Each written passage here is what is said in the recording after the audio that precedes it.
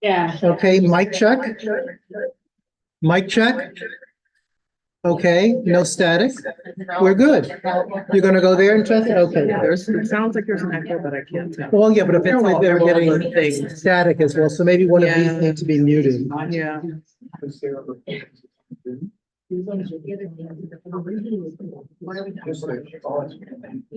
So Paola, mic, I can hear you very good.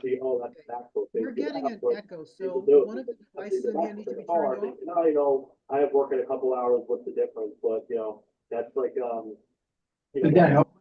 Muted that. Okay, That's one of these, Hello, one of these mic check? guys that is trying to break Yeah, I the think record that was it. and take your Thank you. MacBook, so. It's just little things like that we get you aware of. Thank you.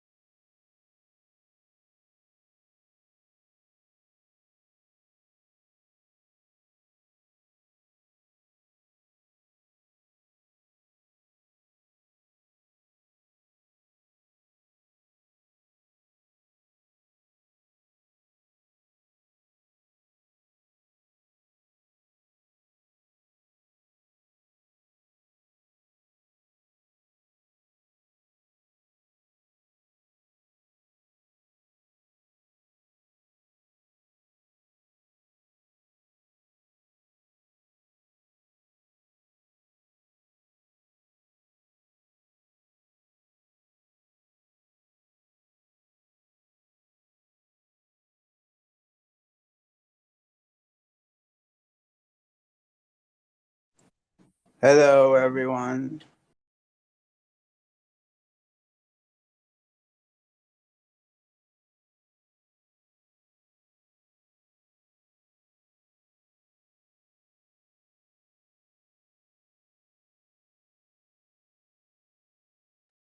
Jim,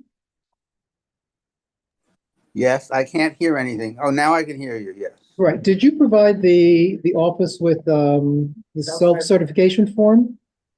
No, no, no, no. I'm not part of the quorum. I'm Okay, staying no, home. that, just checking, because Paola thought you did, but I didn't recall seeing it. Not No, a problem. Fortunately, problem. I do not have such a disability.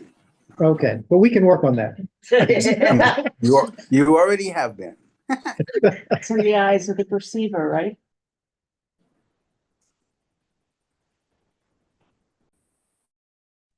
Am I towards quorum?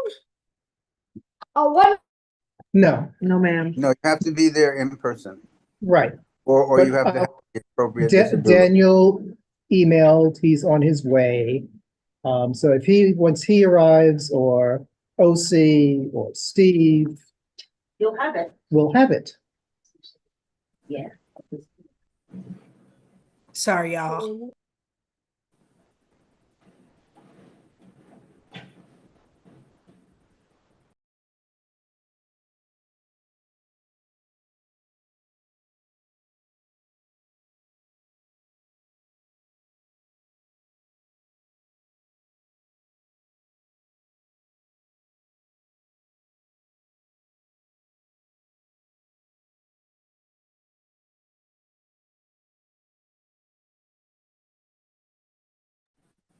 Right now, you're muted, Wayne.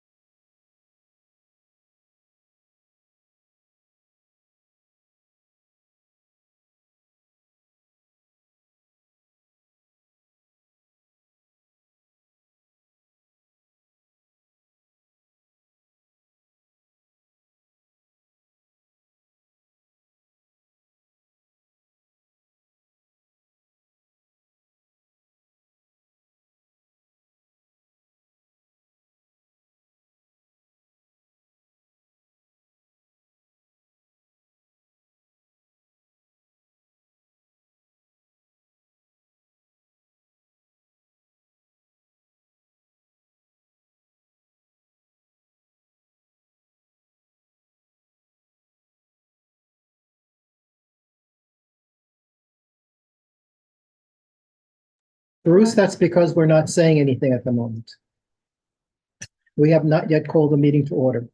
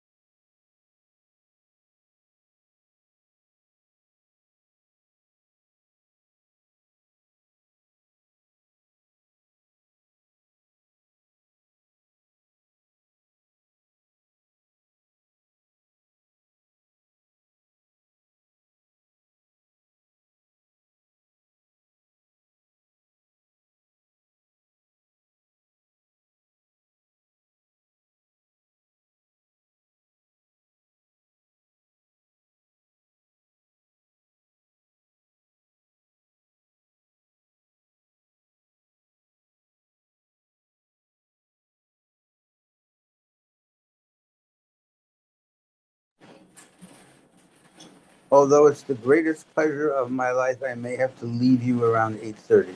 So heartbreaking.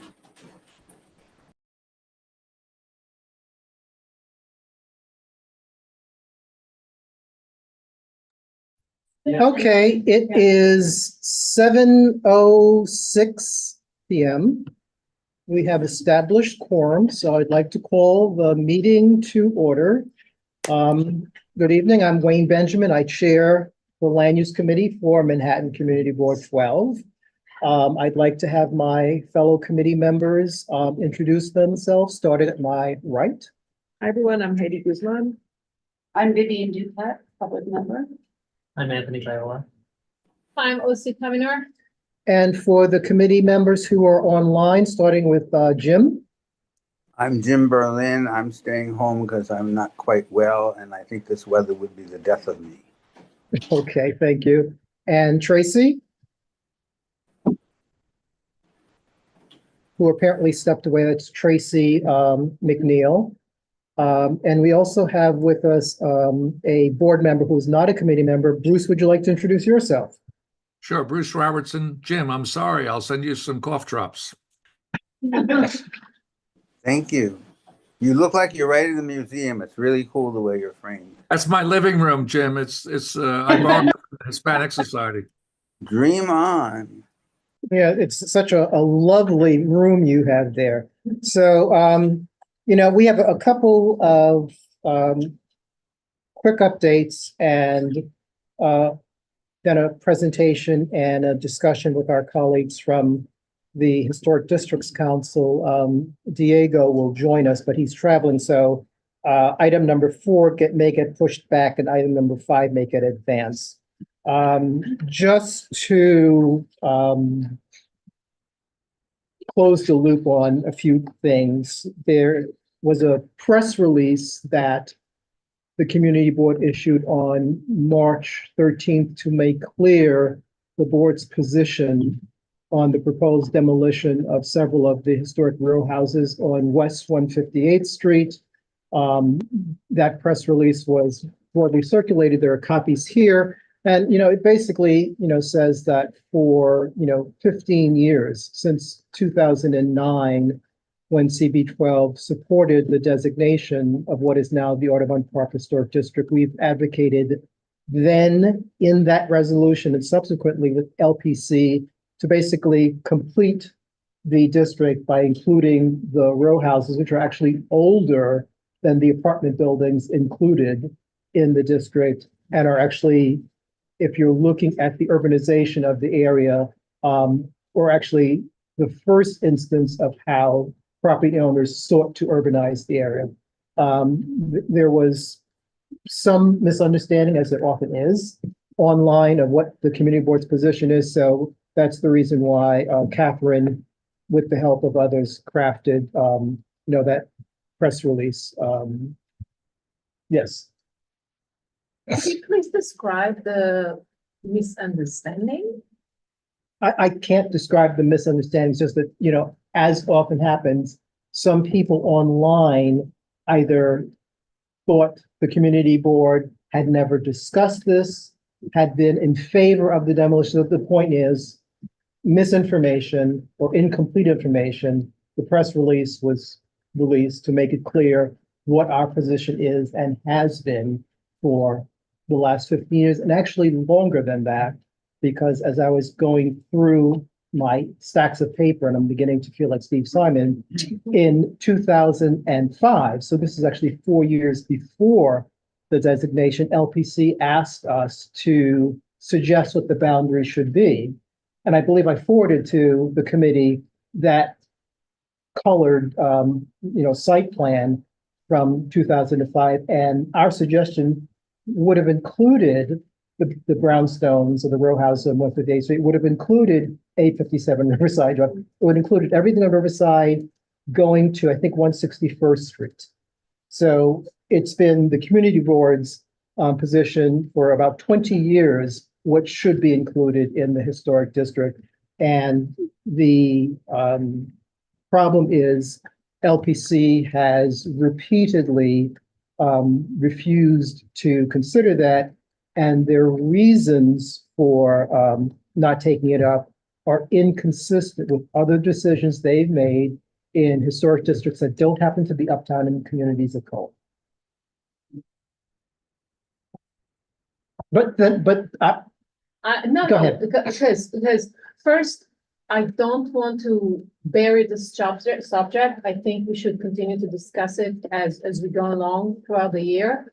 Because, and I would suggest, which probably happened in the past, but I'm just gonna say it, that next time or going forward, when we submit resolutions for either LPC or DCP or all those government agencies, we should include a copy of previous resolutions we sent them. And note in a current resolution that we sent them resolutions in A, B, C, D dates. Done that, and we did that with them every time we put it in. Right. In many of our resolutions, as you'll notice, and I think Anthony mentioned this in looking at some of the, we say in the latest resolution that in year XYZ, CB12 passed resolution stating, whatever. Right. And regarding the row houses, when we have issued resolutions either supporting related issues or, reiterating support, we point out in what year, in what month we said it. So we are doing that. And And then we it's- sent in the paperwork to them, all these requests for evaluation, we always put in all the resolutions. So you also send the previous resolution. It's not that we necessarily send it, but we say, but they have them. So- But just to be clear, as the representative of the public advocate mentioned at the general meeting last week, stakeholders met with the public advocate's office. Public advocate is pursuing this with the city council. There are ongoing efforts. Vivian and I were just talking, and so through a community-based organization, their approaches are being made to the mayor's office. So it's not a matter of dropping it. I simply wanted to, as I said, close the loop on this, because last month, when we had the committee meeting, it was actually before the Historic Preservation Conference, which was on that Saturday at City College.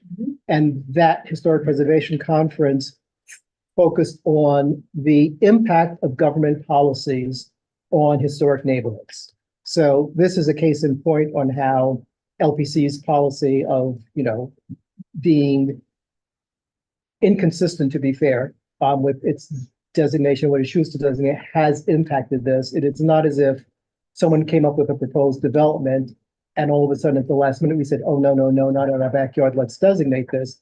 There is a paper trail, as Vivian has pointed out, that can go back, 15 years or longer of the community boards and others advocating and providing, detailed, research and rationale for that.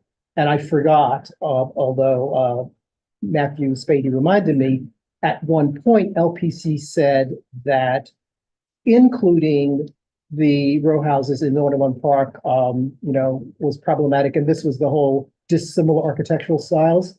But they specifically said they would consider a standalone district, which is why he worked on it, others, the application for the standalone.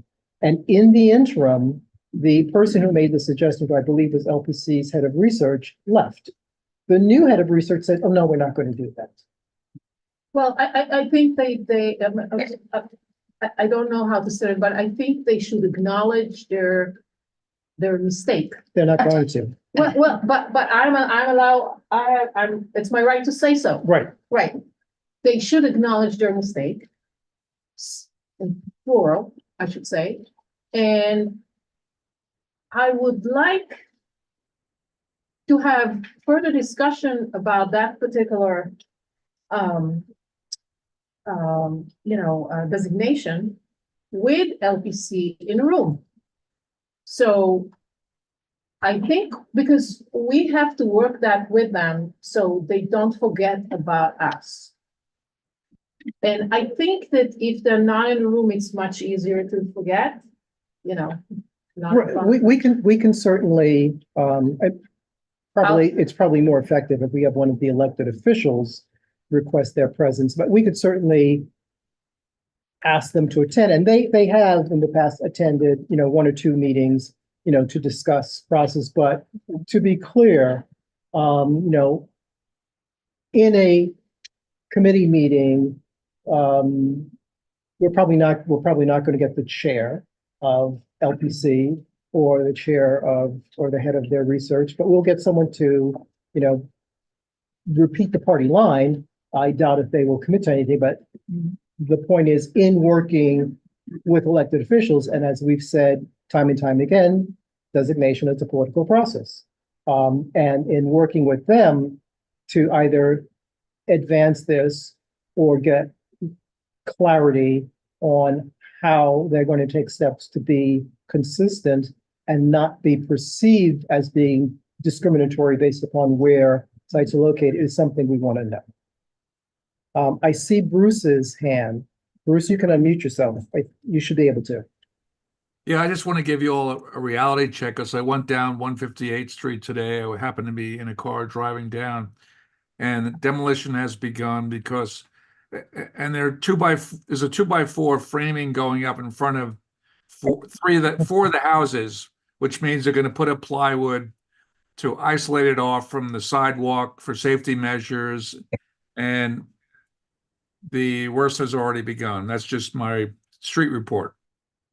Right. And, the reason why we were discussing this at the last meeting is because the community board received the notice that is required, not from the demolition contractor, but from the expediter, that demolition was poised to proceed, which is, why, once again, the issue came to light.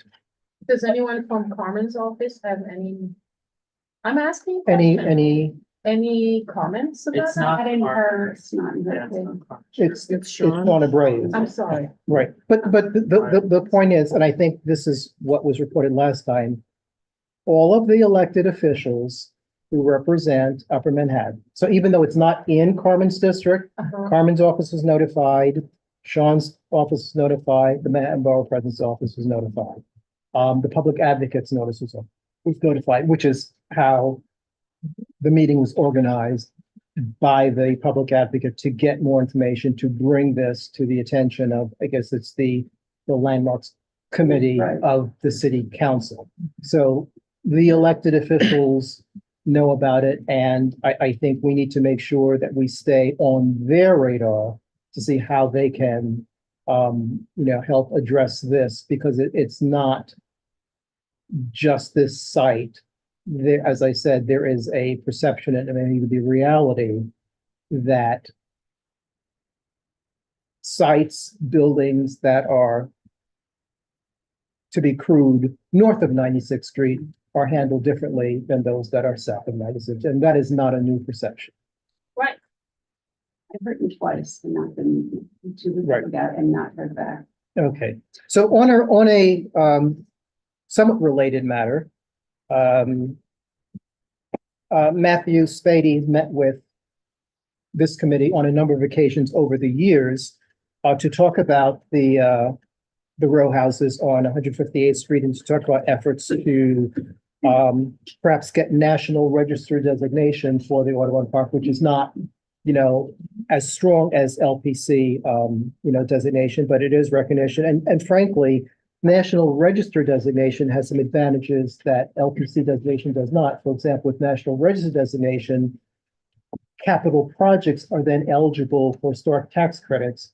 LPC designation alone doesn't do that. So there's been a lot of work done to pull together an application to have a National Register Audubon Park District. And if I circulated this to everyone by email, and there are copies here. If you look at that, it does what LPC has been asked to do. It sort of squares off the district of what was the Audubon estate to include the row house site. So there will be an initial stakeholders meeting on May 8th. Initially, it was going to be sometime in mid-March. Obviously, that moved. So it's May 8th from 7 to 8:30, and it's via Zoom. So that information is there and available. And government officials, I'm assuming, were Well, invited. the stakeholders meeting is for the property owners of the buildings that will be affected. And this is not the official public hearing that Schiphol had. This is an informational meeting that happens before that, so people know what's going on. So they don't get to the public hearing absolutely out because they don't know. So this is an informational meeting. And so the critical thing is for, in the case of co-ops, it would be a board representative. If there are rentals, and there may be a couple, that would be the actual landlord. And if it's a condo, every unit owner gets a notice. I was looking at the list. So even though it might be one building, if there are 70 units in this, if it's a condo, everyone is treated as a separate property owner. So it's a meeting for the owners to understand. The public officials, of course, free to attend, and they are aware of this, but it's really to inform the building owners of how their properties are and are not affected.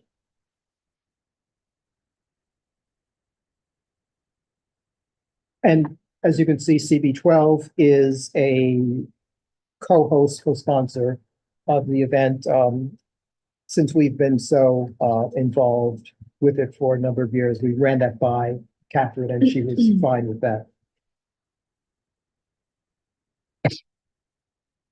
So moving on to an update that is not on the agenda and not for detailed discussion at tonight's meeting, but I suggest that be put on the agenda for the May land use meeting. And also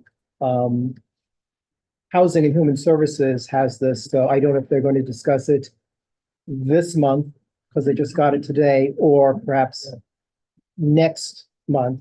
But there are bills in the state Senate and Assembly for what is called the Faith-Based Affordable Housing Act. And what has been pointed out to us and, many folks citywide is the way the bills are currently written.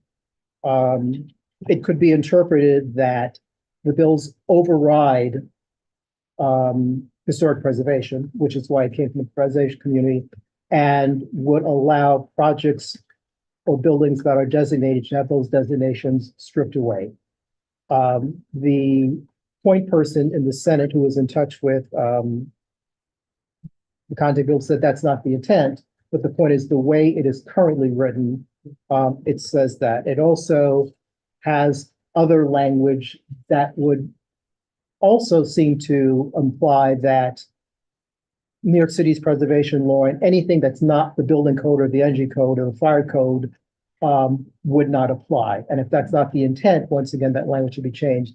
And I didn't see this, but Steve pointed out there's a reference to 20% affordable housing that apparently would not apply in New York City.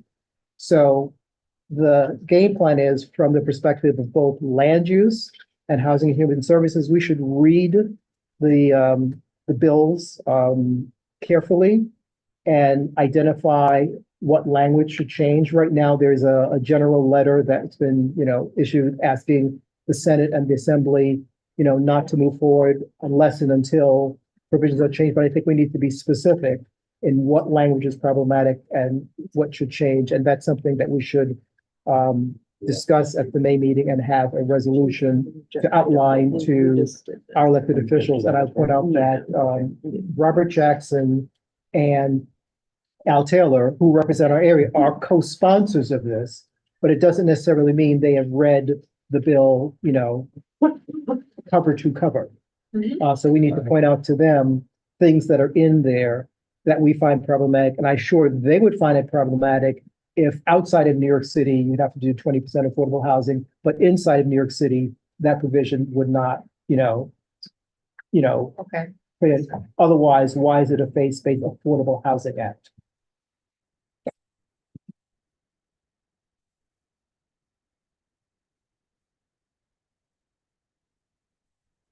You send that bill to us, right? I sent, Today. yeah, I got it today. Okay.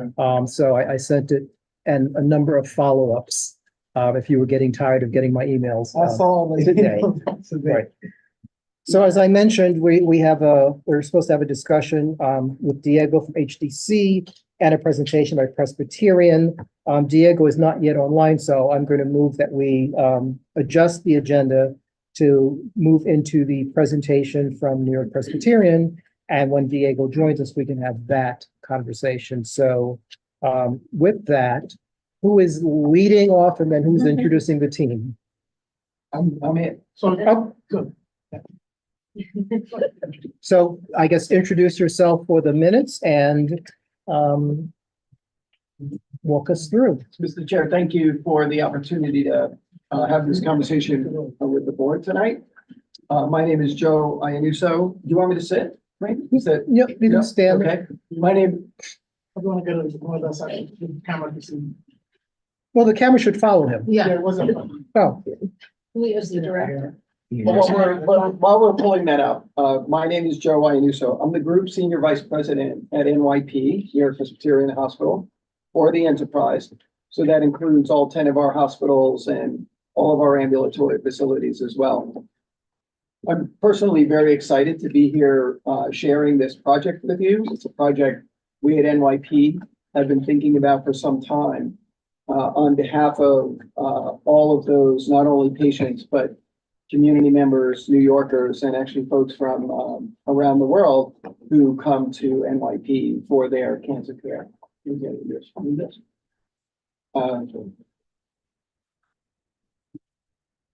Tonight, what I want to do is really, I want to get to the zoning actions as quickly as possible. But just, I'll do a very quick overview of NYP. We'll start to drill into how we've defined the project area and the actual development site. Then I'll go through the specific land use and zoning actions. There are 4 of them. And I will sort of end my time giving you a good sense of what will be in the cancer building itself. I thought it would be interesting to start with this picture. This is Presbyterian Hospital. So this is facing 168th Street, 1928, as you can see from the date. This was the grand opening, if you will, of Presbyterian Hospital. So not only is it a pretty extraordinary site and a long period of time, we're really in that 100-year period. But Presbyterian Hospital was among the first hospitals in the world that combined academics, research, and patient care in one building. That was a very new thought in 1928. Today, it's sort of the way that we deliver healthcare, but it was not at the time. It really put Columbia Presbyterian at the forefront. At the time, it was known as New York Presbyterian. Yeah. Again, so we've been here, we've been in this community through Presbyterian Hospital for 100 years, or even a little more in some cases. And we couldn't be prouder to be part of the Northern Manhattan community, Washington Heights and Inwood. And we see continued investment in this community as part of our core mission. I So think, please. in 28, when Presbyterian Hospital was open, was it already affiliated with Columbia University? It was. So even at that time, the doctors are a part of Columbia University, and we're a teaching hospital. So even today, Columbia Presbyterian, our relationship is with Columbia doctors, Columbia Medical School, and Columbia University. The clinical practice of those doctors are in Presbyterian Hospital. And we're unique in one way, Wayne, in that we actually have 2 medical schools attached to us. That's very rare. And we're probably the only one in the country. So we have Columbia University and we have Weill Cornell Medicine. And just, with respect to cancer, I think we need to reduce the, on that, Yeah. yeah. I'll step out of the way. And So just- Columbia, Thank you. Columbia University Early Medical Center, which is what we know the entire campus as. We are one of the top cancer programs in the country. In fact, there's 51 comprehensive cancer centers in the country named by the Cancer Institute. We're also one of the oldest, and we achieved that recognition in 1979 and have held on to it. So what we're doing today, and the program that I'm going to show you, it's great to have 100-year-old buildings, right? Even in the last conversation we were having about landmarks preservation. In healthcare, it's a challenge because the fundamental way that the building was designed is just different to the way that healthcare is delivered today. And I'll give you a couple of examples along the way. But the takeaway here is we're one of the oldest cancer programs in the country and one of the programs held in the highest regard. There's 2 maps on this screen, and Wayne, I pulled these right out of the environmental assessment statement. The map on the left, you're probably all very familiar with that, but that's the land use application. Of course, in the center of the page, that light blue is mostly New York Presbyterian, except for the Armory, which we know is a community asset. It's a city asset. And then everything in yellow is residential. And then that dark spot on the lower left is our beautiful parking garage, which quite frankly, we couldn't be where we are without it. The small area in the blue that has the crosshatch is the development site. And we're going to talk more in detail about that. And then the map on the right-hand side is just the zoning map. And this group probably knows that map full well. What we've asked city planning to assist us with is 4 things, right? We have 2 non-ULURP minor modification in the parlance of city planning and 2 zoning authorizations. I'm going to go through each of them one at a time. And then, any issues for the committee, I'm happy to drill down. But very quickly, the first one is, since we have what's referred to as a large-scale community development, any change to that large-scale plan has to be reviewed by city planning. So any change in zoning or land use has to be reviewed by city planning. The second is that we currently have an existing landscaped area for public use, and we're proposing to move that use, and I'm going to show you detail on that as well. Is this where the Eye Institute is now? Correct. Absolutely right. See that in my window. Absolutely. And then the 2 zoning authorizations, one is about height and setback. So on Fort Washington, typically at about 85 feet, the building sets back. We're asking to pierce that height and setback, or that wall. And I'm going to show you a couple of, at least one image about that, but we want to pierce the sky exposure point. That's what that's going to get into. And the last one is we need to achieve a certain building size. In this case, it's just a little over 31,000 square feet. And in order to do that, we're asking to allow us to move some lot coverage from the Milstein lot, parcel B, across Fort Washington to parcel A. Again, I'm going to get into a lot more detail about these. So this is the first act. The first act is, again, because we're a large-scale community facility, we have to put in front of city planning any change to the underlying zoning calculations. So just with respect to the numbers on the page, on the left-hand side in that blue table, there's a GSF column, gross square feet, and there's a ZSF column for zoning square feet. The building that we are planning for the I-complex site is 515,000 square feet. The values below it include, on the I-complex, there's the two I-complex buildings equate to about 180,000 square feet gross. There's a small building just to the right, between the I-complex and the service building that is known as the Service Building Annex. That's 7,800 square feet. And the 327,200 is the incremental amount of space between what is there today and the size of the new building, right? So if we add up 180, 7,800, 3,027, 200, that adds up to the 515. All right, so what we're doing here is saying, if we look at the box on the right, we have that dashed line around the development site. Within the development site, there's essentially three parcels. The two parcels are, two of them are related to the I-complex. They really serve different purposes. One is research and one is clinical care. And there's that small one-story building just to the right or just to the east. All of that together will bring us to the 515. Okay.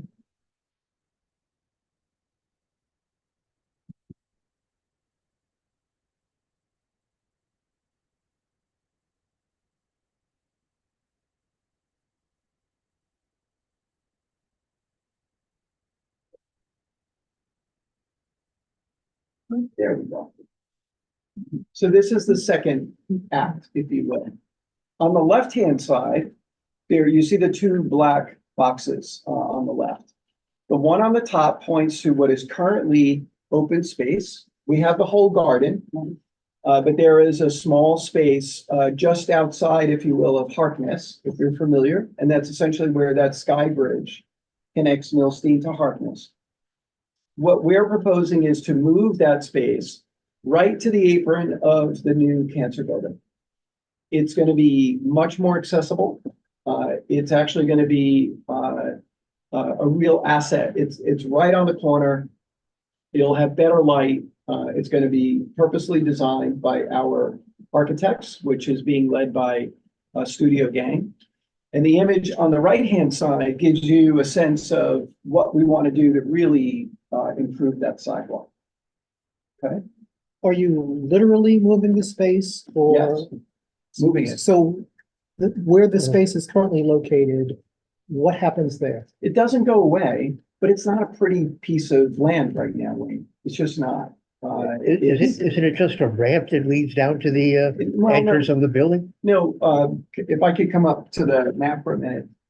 I think the map, Steve, that you're talking about is like right here, the ramp. Well, leading into the entrance at Harkness. No? There is that drive aisle there, but it's also what makes it a very awkward space, Steve. And what we want to do is pull it out and make it much more accessible.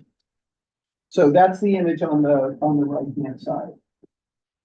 This is what it will probably look like when we're finished. I'm not holding our architects to, to that full commitment, but this is how we're conceptualizing that space.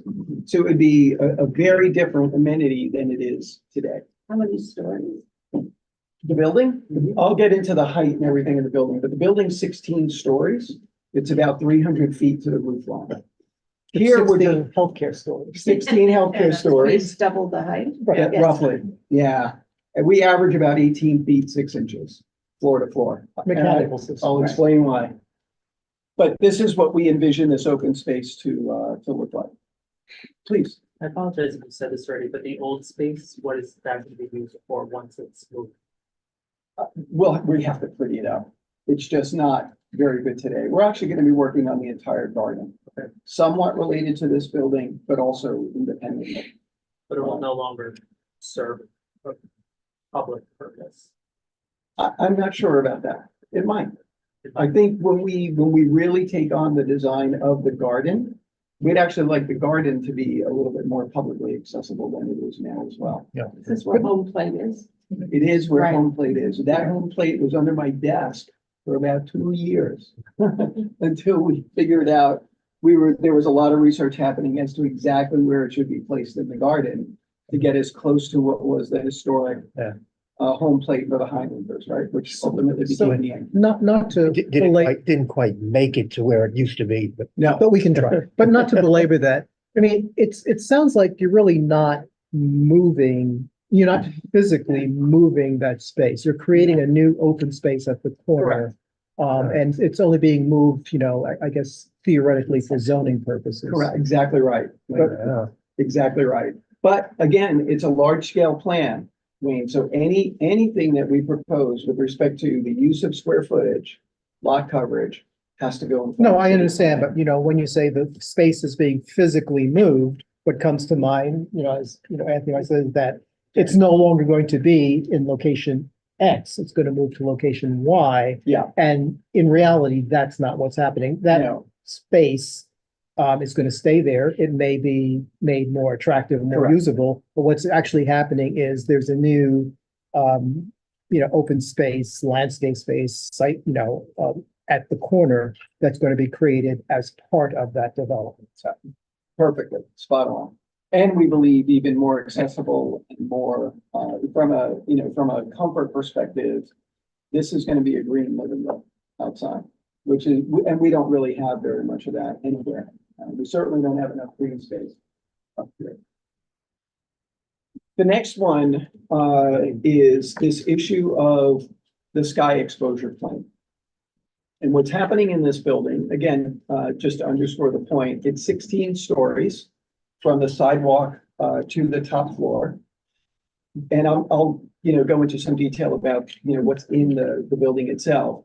But to Wayne's point, we're 300 feet to the roof line, but our floor to floor height, we average about 18 feet, 6 inches.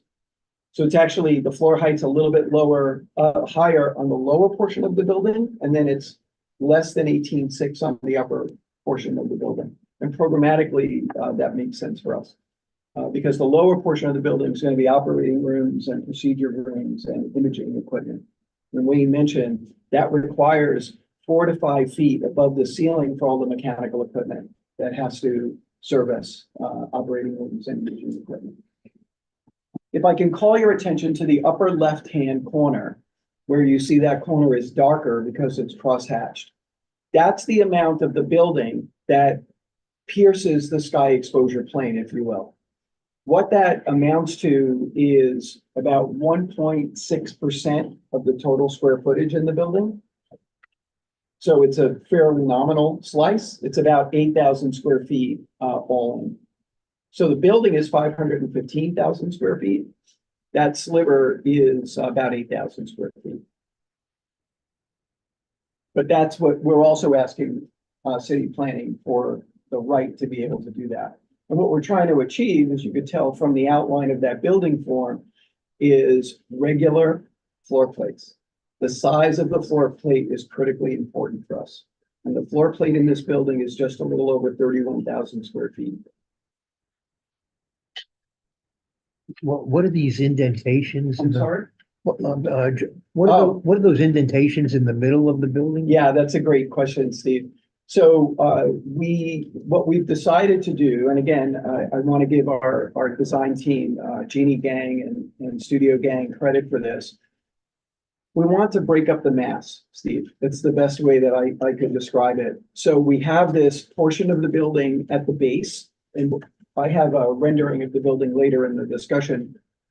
That's gonna be mineral. It's gonna be, the outside of that building is gonna be what's called GFRC, glass reinforced concrete, and they're panelized.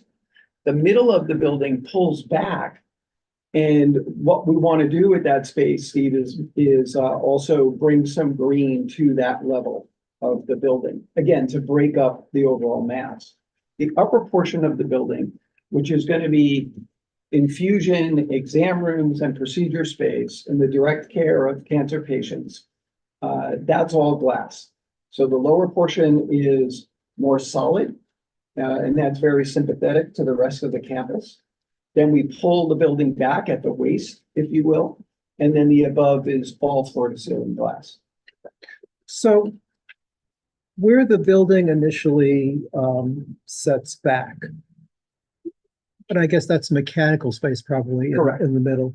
What prevents you from just keeping the, face of the building at that and just cantilevering in the other direction? Because you own the property all around you. We do own the property all around us. But one of the constraints, so this is one constraint. But if I could, let me go to this image as well, Wayne, because this is going to help me, I think, fully answer your question.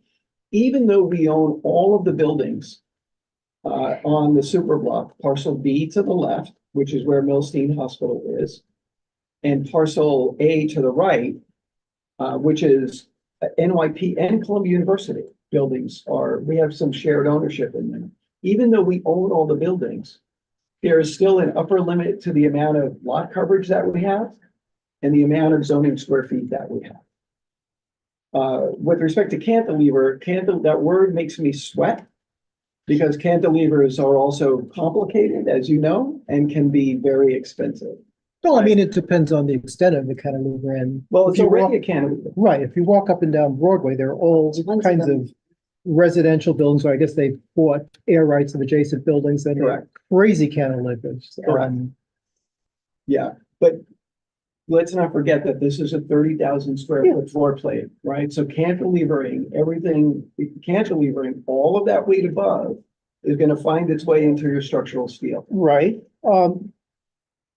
but looking at the section, it is not a substantial cantilever. The amount of building that is penetrating the sky exposure plane is, as you pointed out, a rather small portion of the floor plate. So the cantilever in the other direction, would not be, extensive. And if I recall my structural engineering, the negative moment that's created, based on the cantilever would actually make the beams slightly more effective. It could, but again, programmatically, what we're trying to achieve is, I think what you'd be getting at is with the sky exposure It's plane, keeping the same 30,000 square but feet it's and shifting. shifting it so that once you set back, it stays set back, but you still have the same 30,000 square foot floor plate. Yeah, at a much higher cost, I haven't done that process. at a much higher cost. For everybody's benefit, if I go back one slide, what Wayne's talking about is in that center of the building, Steve, which you pointed out. If you look at that, it looks like if we look at the one on the right, it looks like a C almost, right? So the top portion of that C, which is going out to the right, that's a cantilever, which means that all of the weight of the building above is being carried by that structure. The wider the cantilever is, the more steel that you need to carry the weight of the building above it. But if you wanted to, since it's all your property, you could have a column here. You And it could, could still be open. You could have a column here, so you'd only be cantilevering that amount, which is about what you're cantilevering here. but in this diagram, Wayne, what we're not seeing is there is also the service building, which is immediately to the east. Right, but isn't that building, doesn't it stop here? Yes. Right, but the cantilever would be hovering over the existing service building. Right. Now, we studied putting additional floors on the service building. We ruled that out because of the cost involved in adding additional floors to the existing Right, building. but you wouldn't be adding to that building. You just have the adjacent building would because you own the air rights, once you get to whatever elevation, would legally overhang it. It would overhang it, but I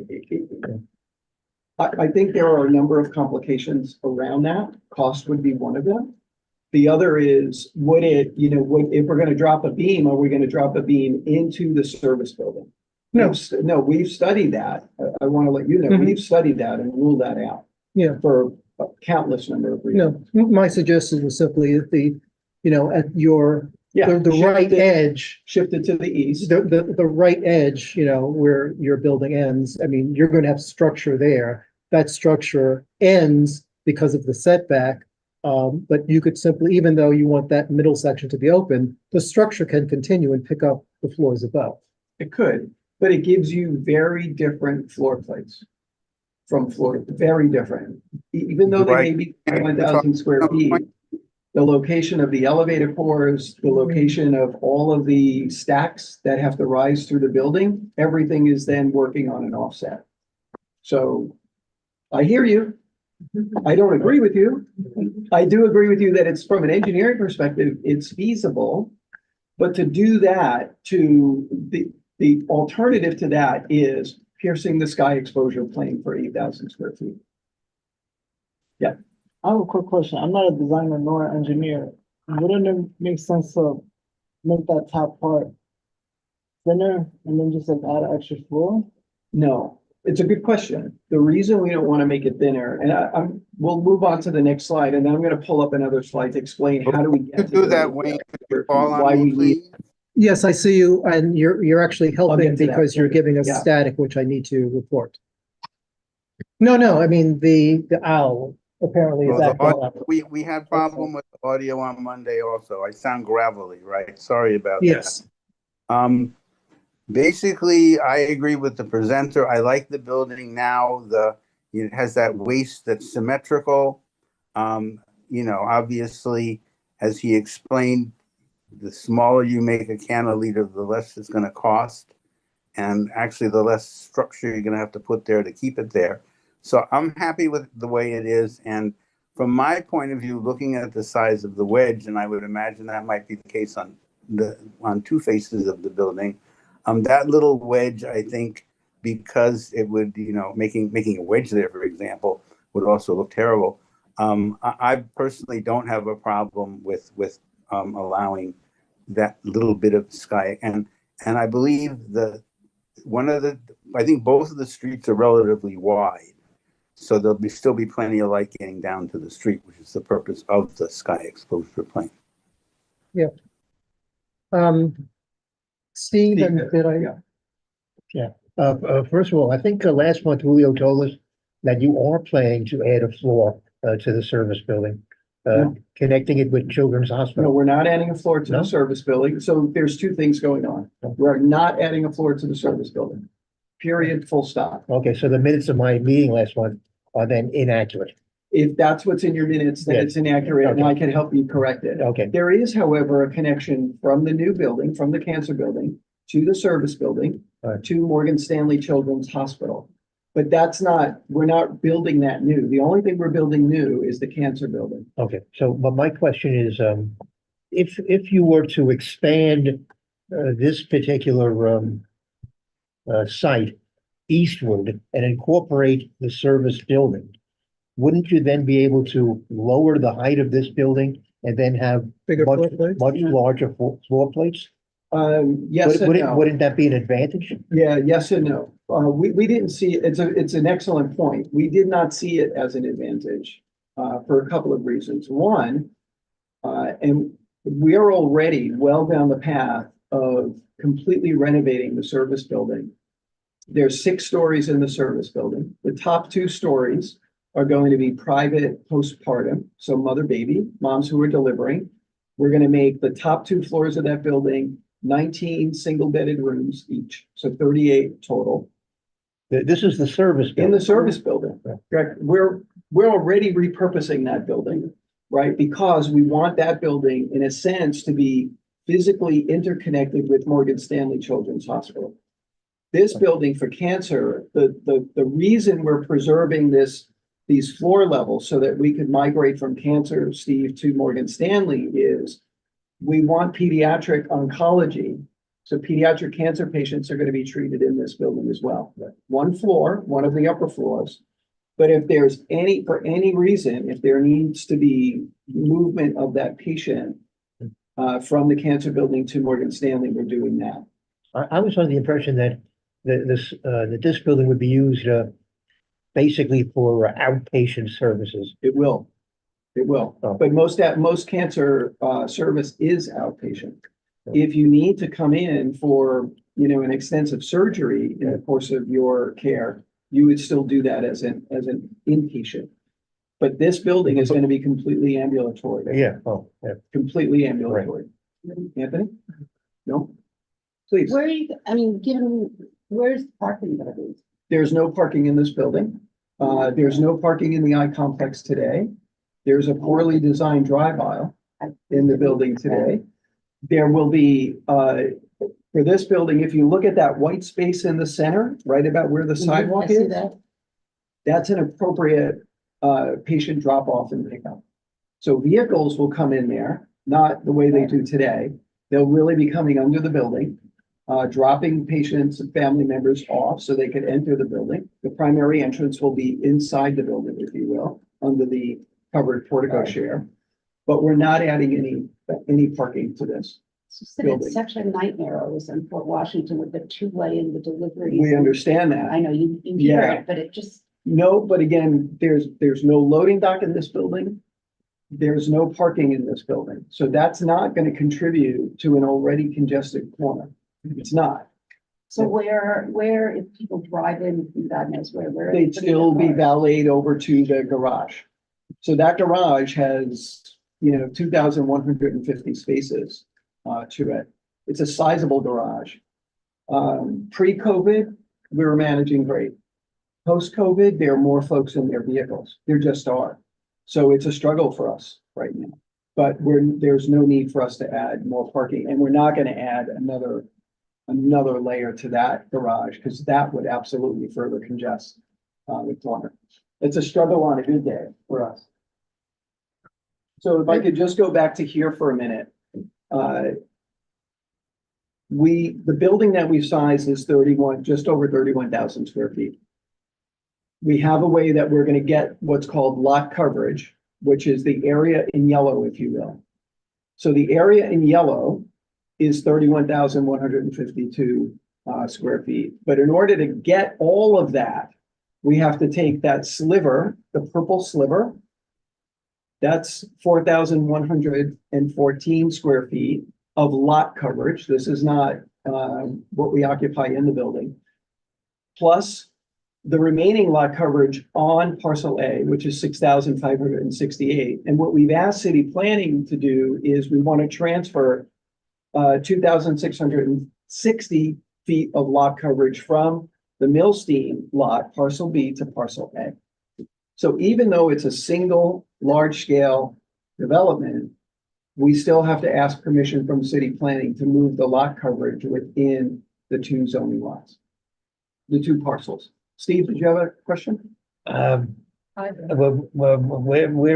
first of all, wouldn't you want to square this off? It is squared off, Steve. So what will happen if you put your finger by the purple, that one-story purple building is going to be demolished. And the new cancer building it's going to be right against the service building. So it's going to occupy that But it looks full. as though you have some space here. No, but on the image it does, but the new But building. not in reality. No, not in Okay. reality. Okay. This was really just, And can you show me where the 2,660 square feet are? I cannot show you because Cannot? No. it's in a sense, It doesn't, it's theoretical. it's theoretical, okay. Right, open space or lot coverage isn't assigned to a particular piece of the area. It's just on that parcel, on parcel B. Parcel B is the Millstein building, Correct. the Millstein, Well, it's everything yeah, on on that side of Fort Everything Washington. It's really the Herbert Irving building. Yeah. The Millstein buildings. Right. Yeah. So it's really one zoning lot that happens to be divided by a public street so that you've got two parcels. Correct. Correct. have a question.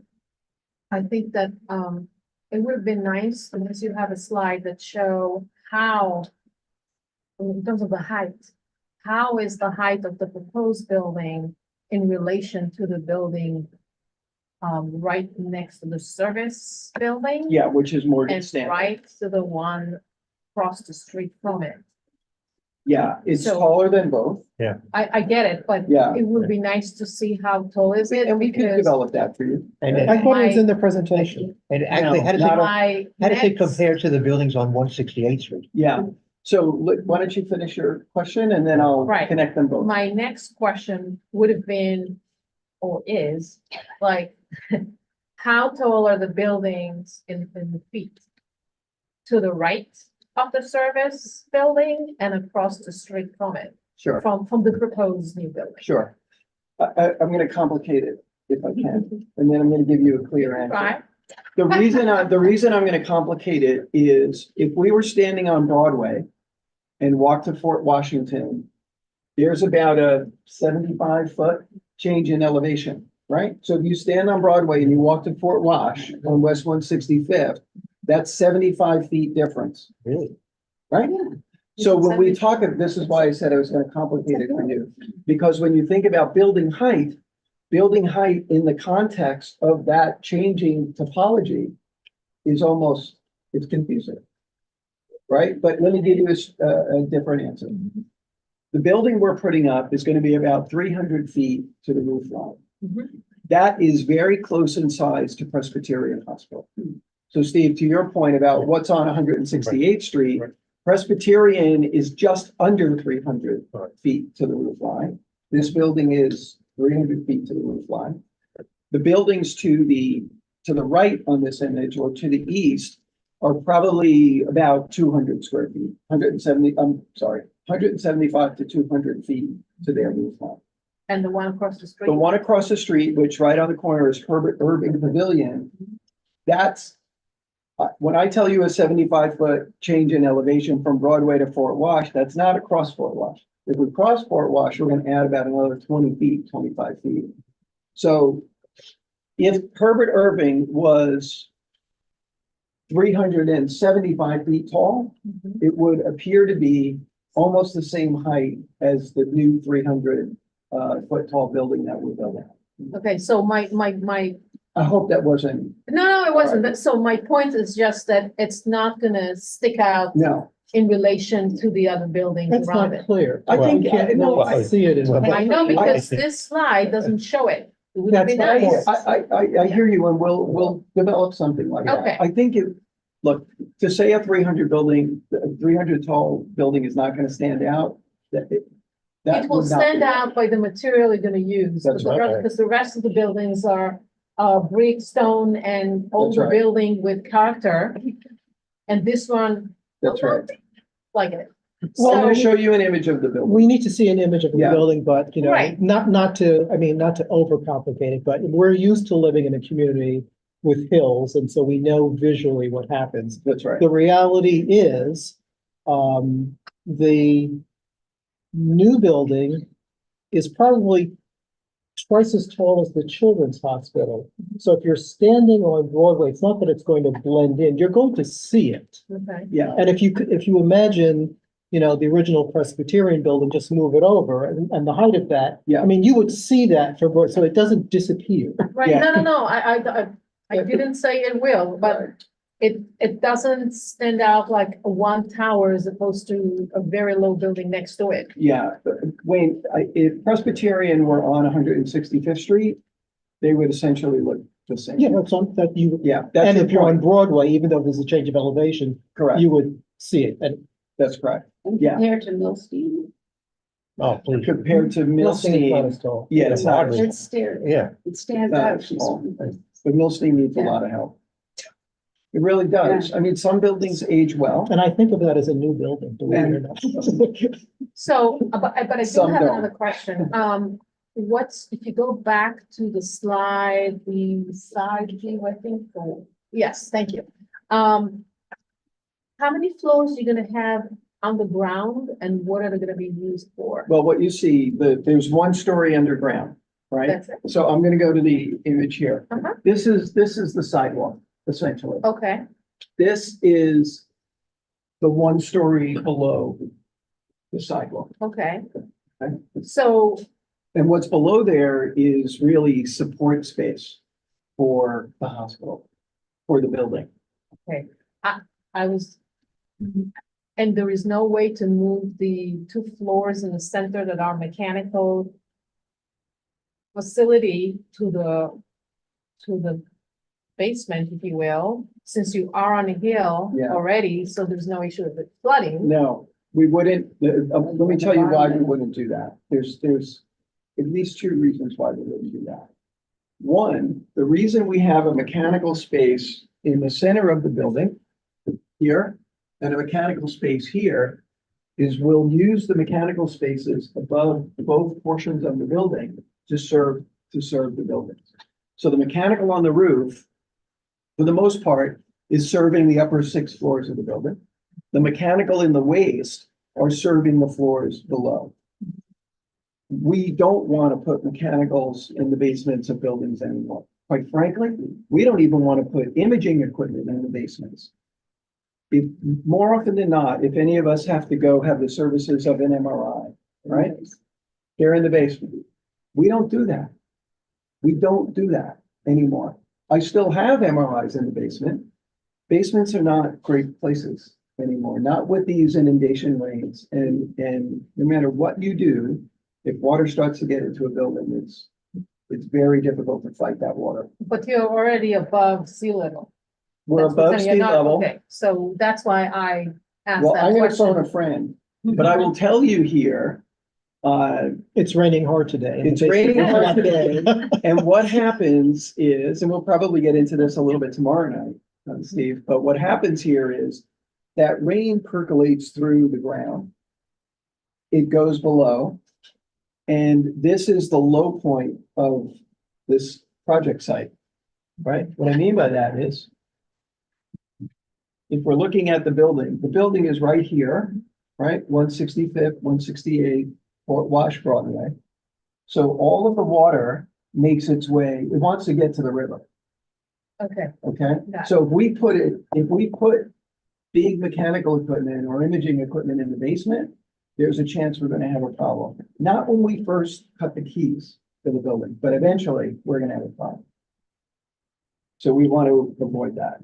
Do you also get shorter, runs of ducts and conduit by moving By mechanical splitting it. spaces? Absolutely.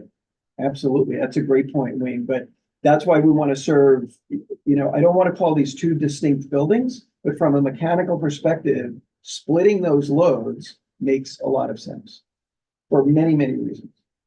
And are you splitting function to some degree, sub-function within what you do? I am. I'm going to show you that in a minute. Wait, in the land use and zoning chapter, there's a call out about public policy.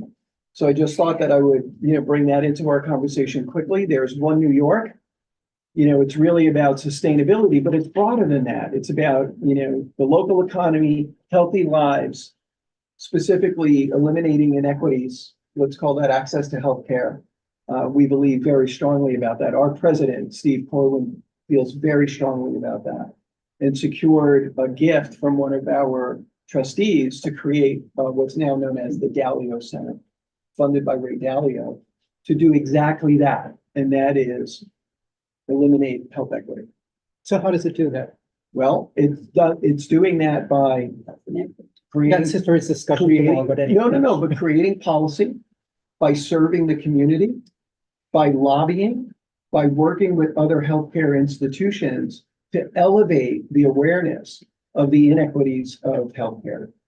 This is becoming, Wayne, the go-to place for folks to learn about inequity in health. Now, to the credit of New York State, when we do a large building like this, we have to submit what's called a certificate of need.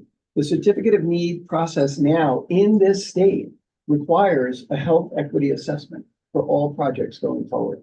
It's a very good thing.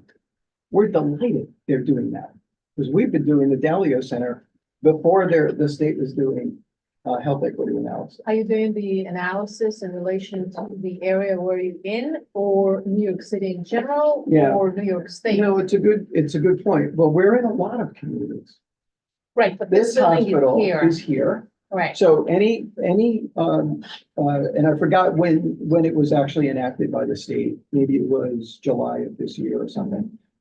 Any project, if we're putting in, new Article 28 space, new imaging units, that CON is only for that location.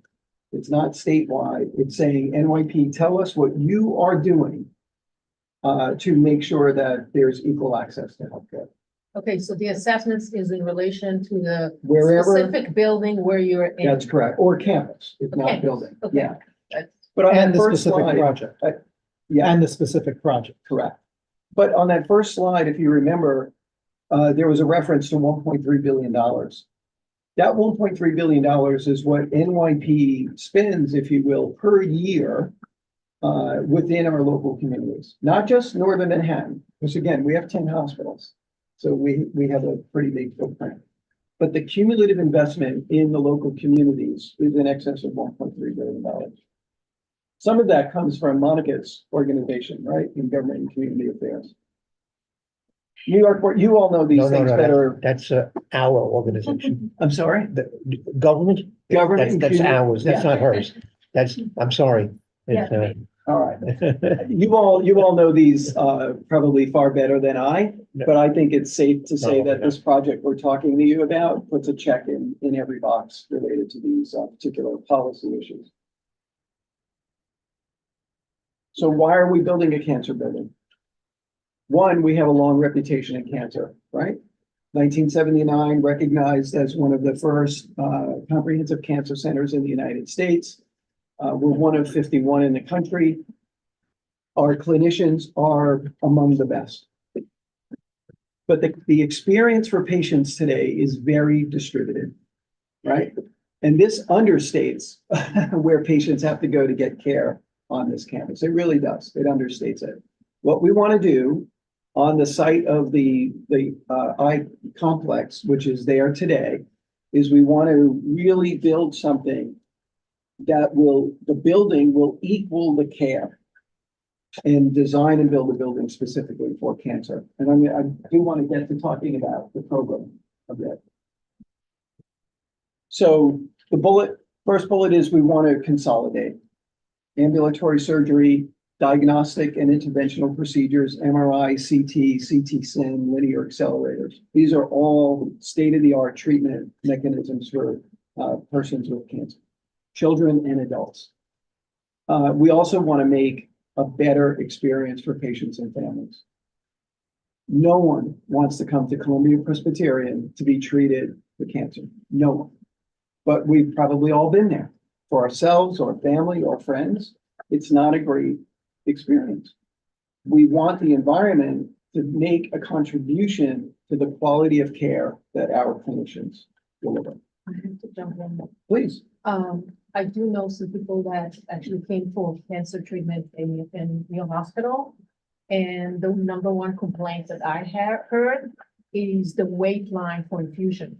It's insane. Sometimes Yeah. if they had an appointment for 9 a.m., they end up getting at 2 p.m. So it's like, and that add to the To the stress frustration, and the absolutely. frustration. So Yeah, just, well, I don't know. I will give you an opinion on that.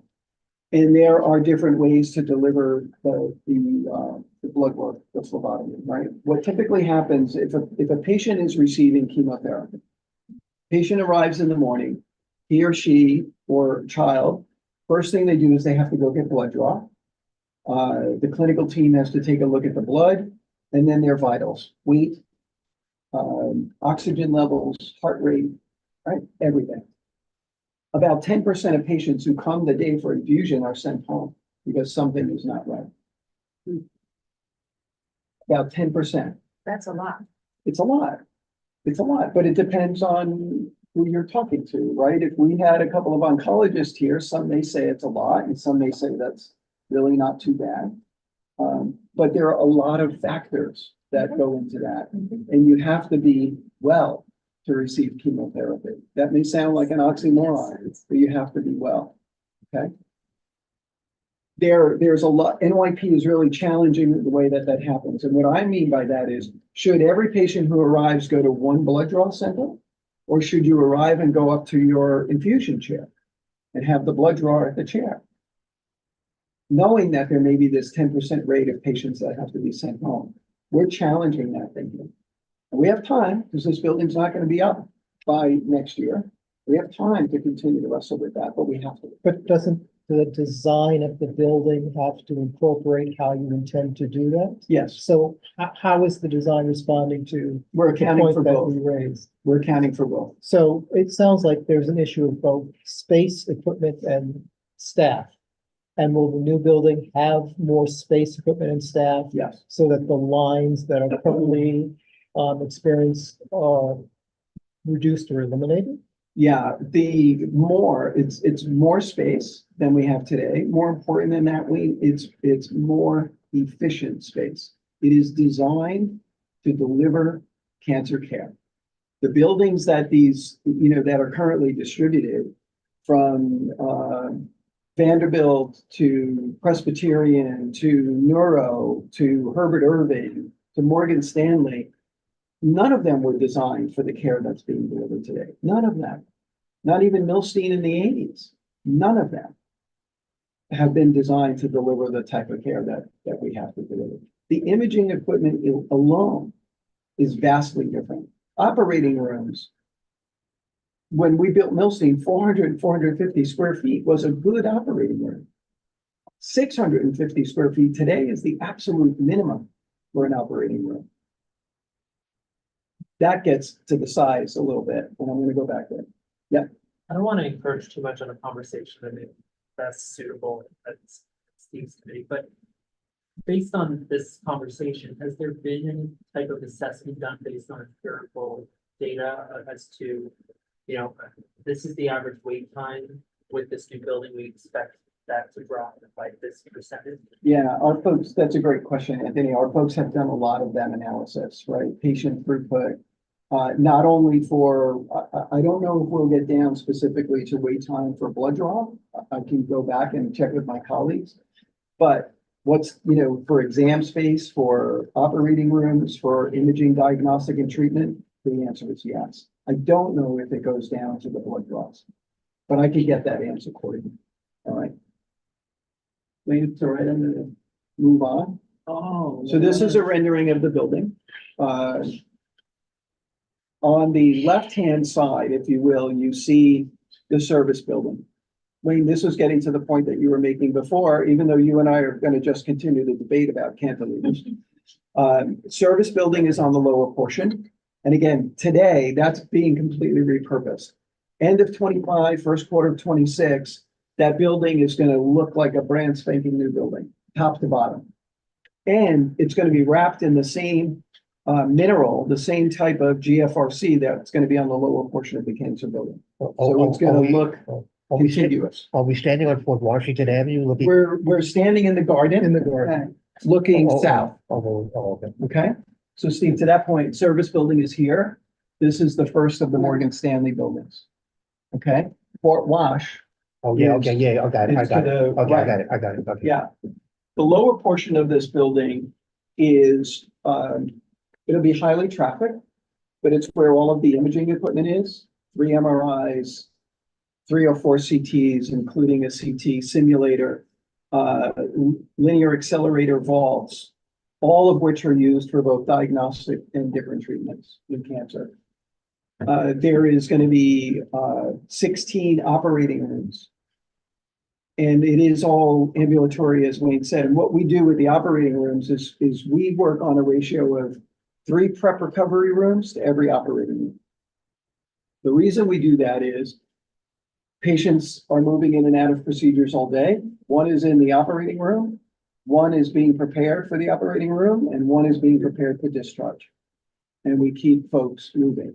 That room, though, belongs to that patient for the length of their stay. So if I'm accompanied by a family member, my family member can stay in the prep recovery room while I go for my procedure. Or they can go downstairs and have a cup of coffee, and they'll be called by the clinical team when your family member is back. So lower portion of the building, operating rooms, prep recovery, imaging. Upper portion of the building is all exam rooms, if you will, and infusion. So the eye clinic, if any of you have ever received care in the eye complex, on the first floor was the eye clinic, as it was called. That's coming back. And they'll occupy the first of the floors in the upper portion of the building. And then above them, there's going to be 5 cancer floors of each different cancer lines: blood, solid tumor, lung cancers, GI. So will the Eye Institute have the same square footage as it has today? Each floor here, Steve, is about 31,000 square feet. It's probably a little bit less space, but it's a hell of a lot more efficient than what they have today. So whatever is available at the Eye Institute today will be in this new building? Not whatever, because some functions moved into other spaces within the university space or hospital space. But I thought that was temporary, no? Some of it will be temporary, but some of it, if things are working out really well, then there would be no reason to move them back. The bottom line is, the ophthalmology team has a full floor in the building, and we'll help them optimize that. But the bottom line is that, I hope, is that we're not losing anything that We're we not. have today at the Eye Institute. We're not losing anything. The first order of business, Steve, it's a great point, but the first order of business for us, in order to take the building down, the current Yeah. building, which is about 100 years old, Yeah. we had to find a location and renovate that location for everything that was in the eye complex. So no service was disrupted. Everything was relocated within the campus. And they'll come back.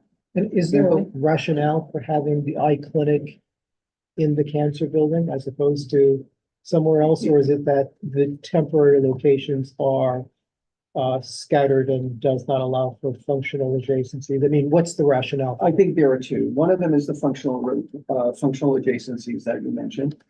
There are also cancers related to eye care. Especially, you may have a neurology issue, but your ophthalmologist is part of that care too. So there's a direct linkage between the 2. It is also an acknowledgement that this site that is there today, the Harkness Eye Institute, there's emotional attachment to that building, and we wanted to respect that. And we worked with the ophthalmologists who are in there, one of whom is my ophthalmologist. And we saw that it really was the right thing to bring them back.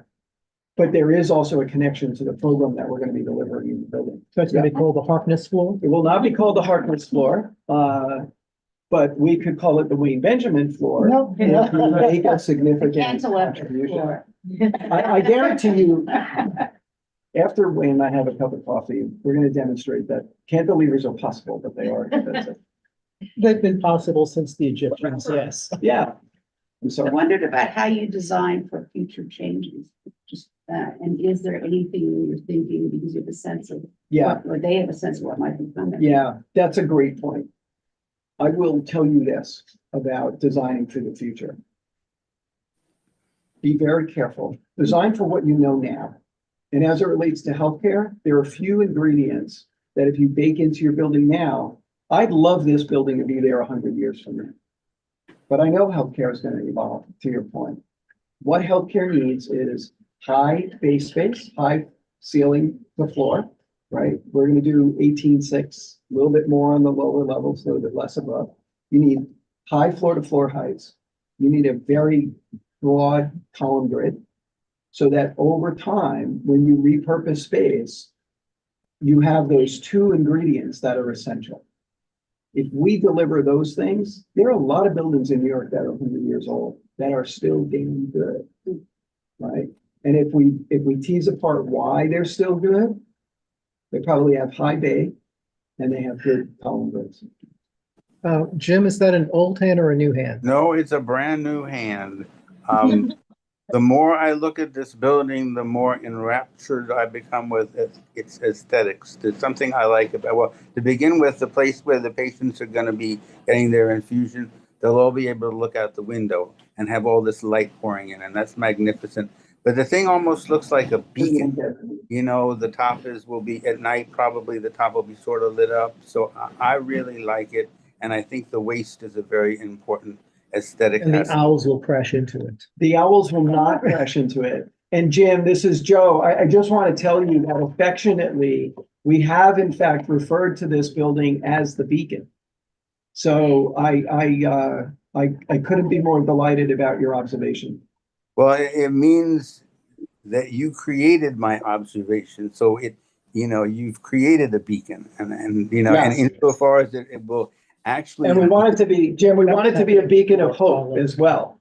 Exactly. It's magnificent. Love it. Make So, more, even better. Stephen Van Anton. Okay, sorry, Steve. I have a couple of more questions. Let's go back to the health equity issue. Is there a commitment that this facility will serve the uninsured and people on Medicaid and Yeah. that it won't just be for self-pay and people who currently got Blue Cross or whatever Yeah, else? first of all, thank you for that question.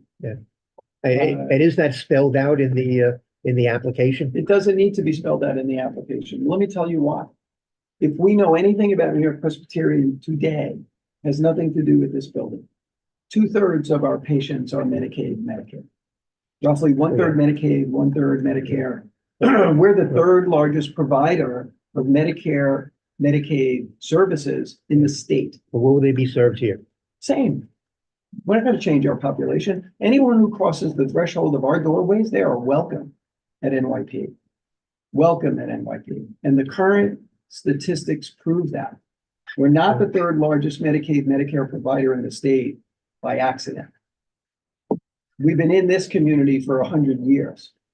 And, We're going to continue to serve this community. and does that include the uninsured?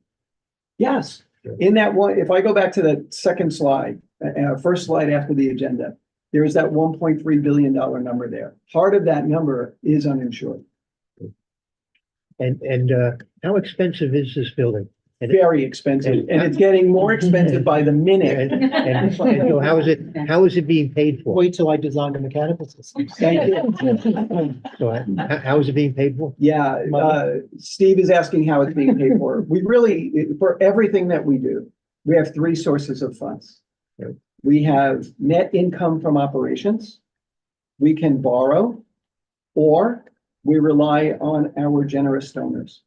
And there will be many generous donors to this building for its purpose. So there's no public grants at this point going into it? No? Is it, so the hospital is gonna raise all of it? Correct. As we do with And- everything that we And what would you do. say it's 200 million? I mean, how much is it? 200 million? No. No, you need to spend more time with Wayne. No, this is, at the end of the day, this will have a B behind it, not an M. Yeah. But I'd be delighted if it had an M, but that is not possible for a 500,000 square foot, highly technical, highly clinical building in New York City. It's not possible. Yeah. Anthony's next, but I wanted to get back to or ask Steve if something he was getting at relates to those of us who are old enough to remember.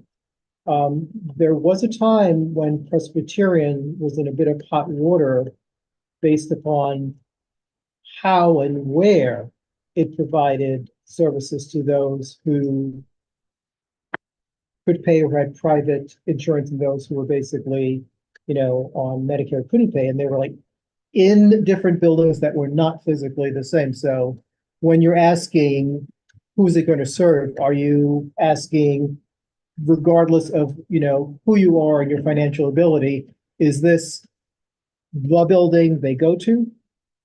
If they're being treated for one of the cancer programs that are in this building, this is going to be the building they're going to be treated at. Yeah, absolutely. But, on this treating of the community, this is not to do directly with this building, but you all probably know that NYP has what we refer to as an ambulatory care network. And fundamentally what that is about is putting care in the neighborhoods where people live. Not everybody should go to the ED Or to see a needs to. primary care physician, right? We want to bring that care right to the community, right to the neighborhood. Mhm. So the short answer is yes. if you're being treated for cancer in one of these 5 specialty areas, blood, solid tumor, neurology, pediatrics, GI, GU, it's in this building, that we're still going to have some cancer treatment taking place in the Herbert Irving Pavilion.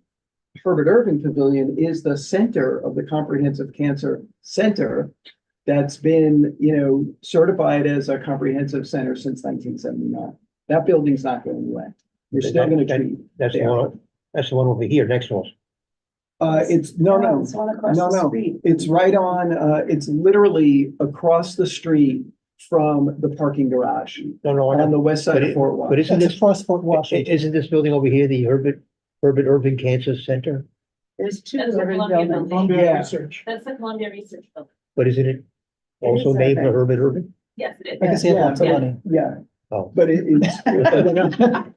okay, I had the pleasure of knowing Herbert Irving, yeah, and Florence Irving. yeah. He was remarkably generous man, he and his wife. So I'm talking about the Herbert Irving Pavilion that is literally That- across that- the that street used from to- this That building. used to be Ashley. Yes, Yeah, okay, that one, yeah, Yes. okay. Yeah. Okay, but. Yeah. Well, wait, I just wanted to put up a couple of aspirational images. This is the lobby. And the wall on the left, I hope is gonna be replete with donor names. Because we're gonna need them. This is when I referenced prep recovery. So if you were in one of where these glass doors are on the right and left, that's where a patient would arrive in the morning, be placed. Everybody would come to the patient would be brought to the OR, family member could wait here, and then the patient would be discharged upon their return. This is along the exterior walls, just with respect to intuitive movement within the building. All patient movement is on the exterior wall side, and then all clinical movement is interior. This is just an aspirational image of the infusion centers. So again, upper floors, and I think Jim, you mentioned, these sweeping views that these upper floors would have, but what we're trying to do, especially for this population of patients, is, and I think I said this last Wednesday, but we want to bring dignity to the experience of walking into the building here. It's scary. Patients are really anxious and afraid and sometimes not well at all, but we want this building to be an uplifting experience. I think I'm talked out with I can, Anthony. So just a question I have with regards to the construction timeline. So when is the planned deprecation of the existing building? Sure. So, I'm gonna, right now, we're working with city planning and we need the help of this committee and this community board to, let city planning know that from your perspective, this building needs to proceed, right? has this project now been certified? Is the clock running? Well, it's not a ULURP. There's no ULURP. These are purely discretionary actions that city planning needs to take. So there's no ULURP clock running. Oh. All right, so again, that's because of the actions that we're asking for. Right, one is just, we're doing the math for all of the lot coverage and zoning square feet. We have it all. We're not asking for more, Steve. I'm not here saying I need 300,000 square feet. We have all the ZSF. We did the math for the city, which we're required to do. We're telling the city we'd like to move the open space from where it is to a better space. We're telling the city we want to pierce the sky exposure plane. And we're asking the city for permission to move lot coverage from the Milstein lot across Fort Wash. That's it. So, Yeah, but so this process does not necessarily require a community board Correct. input. If we offer it, it's nice, Correct, but city planning doesn't actually require it. correct. But we respect each other too much to just start building a building without having No, engagement. No, I understand that you would like it, but Yeah. I'm getting the idea that, it's not, but if, it's not a we- requirement yeah. of city planning. what we have representative of city planning online, and Jim, I do see your hand. And we should get, clarification from city planning on, what materials it has or will provide to us regarding the for zoning actions, and there were comments made about the calculations that were made. So we should understand from your perspective what you have in the details of that. Jim, your hand is new. Yes, it's a new hand. I keep on thinking it's amazing. So, although we're not required to comment on these various issues that have been brought to us, there's nothing that prevents us from passing a resolution anyway, suggesting to the Department of City Planning and whomever that they, move these things forward promptly so that this new wonderful healing center for our community will, get to us sooner rather than later. And not only do I believe we can do such a thing based upon, well, I haven't been in quite the position that was described where you go to a hospital and you're scared for a particular thing, but I've gone to a hospital and been scared. And in fact, I have a doctor, his office looks out on Fifth Avenue, and it's very comforting to be in this fancy place talking about my heart. So I understand the concept very, very deeply. And so I believe we should pass a resolution urging city planning to move this for, their efforts on this forward promptly. Thank you. Yeah, I don't think there's any suggestion that the community board or the committee, wouldn't or shouldn't opine on it. I think it would be ridiculous for, Presbyterian to make a presentation based upon the requirements of this large-scale development, which are, after all, zoning-related matters, and not have some conversation with city planning about that and provide them with comments. So that's not even on the table. My point was,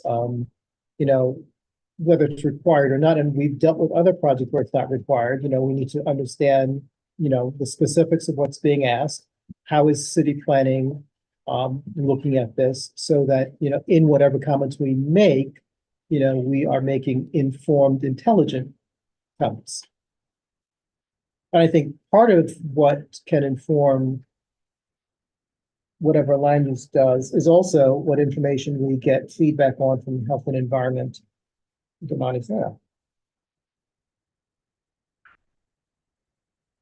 Were you next? So Anthony asked about the timeline, essentially.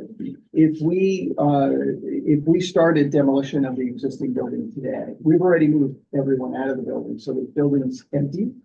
And we've already started abatement on the interior side of that building, which we knew we would need to do, and it's best practice anyway, right? So if we started demolition today, the demolition would be done by the end of 2024. Immediately after demolition, we would go into excavation and foundations. That would take another year about. We would start to put structural steel up in 2026, and the building would be substantially complete in early 2028, early to mid 2028. So you don't have to wait to raise the $1 billion to. No. Yeah, no. No, what we would do is, the way that we manage, Steve, is we look at our capital priorities over an 8-year period. This is an absolute priority for us. So it's already baked into our capital plan. What we would like to do, however, is relieve the financial burden, if you will, of a building of this size by having additional philanthropy. And that philanthropy will continue probably even after the building is built. Yeah, sure. So no, I'm sure there are plenty of people who want their names associated with it that would love to have their names in that lobby. Yeah. I wish I had the wherewithal to be one of them, but unfortunately I'm not. But yeah. You win the lottery. Yes, So just But, think about that. but the endowment, the Hustlers endowment is apparently rich enough to enable you to proceed. Yes, Okay. but we're not thinking about decapping that endowment, right? Taking funds out of it. We've budgeted, Right. we do capital projects Right. every day Right. across all of our hospitals. At any moment in time, my team is probably working on 200 to 250 Right. capital projects. This is Right. one of those, but this Right. is amongst our highest priorities in our current capital plan. Sorry, just coming back to my question. Yeah. So with respect to construction, so it sounds like that's gonna be 2-ish years of putting it up plus demolition. In total, you're looking at In 4 years. total, it's gonna be Um, from the building standing there Yeah. today, right? If we literally started tomorrow, Yeah. this building would be, let's call it mid-28. Yeah. So 4 years. So you talked, at least a lot of the general board meetings about a dignified process with patients. So what measures are being taken or being considered for that 4-year period? Sure. For the patients surrounding? Yeah, well, I would say not only patients surrounding, but residents surrounding. So, and I'm gonna go into a lot of that detail tomorrow, a lot, because it's health and safety and we want to bring all of that information. The bottom line is, I would sum it up for you in this way. We have patients, family members, and clinical team members already working in all of the surrounding buildings. We have residents across the street, some of them in NYP buildings and some of them in community buildings, not owned by NYP. We need to navigate a big construction project in a way that there's no way to build something like this where it's not going to be disruptive. It's impossible. But we want to do it in a way where we're managing those impacts as best as we can and as aggressive as we can. Our interest in that is perfectly aligned. Perfectly aligned. We're not going to stop treating children in Morgan Stanley Children's Hospital. We're not. We're not going to stop treating cancer patients in Herbert Irving. We have to do this right. And there are going to be days where, from somebody's perspective, we haven't done it right. There's no doubt about that. But we will do this in a very responsible manner. And I'm going to go into a lot of detail tomorrow. See. So from I'm only giving you 10 minutes. from I'll our start at the end. gentlemen, our colleagues at City Planning, anything that you would like to share with us at this juncture? Sure. I would just, hi That's everyone. terrible. Is that Audrey? That's Audrey, yeah. Yeah. Can everyone hear me okay? Can you stop No. sharing? No. Unfortunately, it's our device, not yours. I think it's too close. Okay. No, they've been having problems with this for the last couple of days. Oh. Okay, Audrey, Is this better? just speak. We can see you now. Okay. Okay, great. Hi everyone. I'm Audrey Walks, borough planner for Manhattan Community Board 9 and 12. And I just want to echo what Joseph said. This is a relatively simple action of transferring possible zoning floor area from one side of this community facility development to the other side. And in that simple mechanism, there's a lot of moving parts. And right now, we are working with the applicant on moving this through as soon as we can. We know that they're a longtime presence and partner in the community. And so we've been working with them to, try to achieve a certification date as soon as possible. So happy to answer any other questions you might have on the planning side. Have you provided the district manager of Community Board 12 with a summary of the 4 actions, or is that something that you're going to provide? I mean, what information are we going to get about this? I mean, we've known from Presbyterian side that they're going to be coming to us with this presentation, but I don't think we've received anything, any heads up, any summary from City Planning. Sure. We would be happy to provide you, with some of the information that we have now, with the caveat that it is preliminary until certification. But we have But we don't, and Jose can correct me if I'm wrong, we don't expect the major mechanisms or actions sought by the applicant to be different from what Joseph talked about and what is proposed. So we'd be happy to share information with you. Thank you for that, Flag. Jose? Hi, everyone. Yeah, so this is, as Justice and Audrey have mentioned, this is an authorization. It is pursuant to a special permit that is already existing.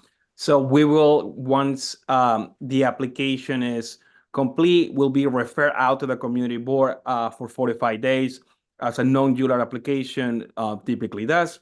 Will be, we expect the community board to, issue a resolution, a recommendation per se, rather than a resolution, as is typically referred out to non-ULARPs. The application is filed, so the materials of the file application are available in our SAP application portal. It's not actually final because we still can require revisions and comments, but once you go to the portal, you will see version 1, version 2, if there were any revisions required. We always ask applicants to come to the community board early on before certification or referral for non-ULARPs. So this is something that we had done with this application per se. So, when we also know that you guys had really good relationships with the New York Probation, so it's not a surprise. But yeah, so in our end, what we're trying to do is ensure that the application still meets the findings of the special permit and is applicable to the authorization. We believe that it is so far, as has been explained today, why it's needed the authorization to move the floor area to another piece. But once our department determines the application is complete, it will be referred out to the community board. Right, and I think it's more efficient for us to have these conversations in advance so that when it is referred to us, we don't start at that point, with all the questions. When do you anticipate referring the application? Yeah. I believe right now the target start date is sometime in late June. This application also In late what? Late June, right? Yeah. How about late April? Late June is problematic because we go on hiatus by city charter in July and August. Yeah, that is a target start date. We are, making our best. We're working closely with the council rep, but this application also has an environmental impact statement, which is No, it does. No, I'm sorry, Jose. It does not have an environmental impact statement. It has an environmental assessment statement, which is already published on your portal. Oh, all right. Sorry, Audrey, is that correct? Between tonight and tomorrow night, you'll have a conversation and you'll report to Health and Environment, who will inform land use what that date is. I can't. I don't know that date. No. Yeah, but this cannot be referred to us at the end of June. Unless you're gonna give us until September to have input. But you got. No, we'll do our best. These clocks are automated, and that's what the right now is. Since we haven't finalized their review for the environmental assessment statement, the impact statement, I'm not 100% sure on that. But we will check with our environmental review division to ensure that, the status of that. I believe we just, there's some minor details that are happening. And on that we are doing our best here too. Yeah. And so, and we are volunteers.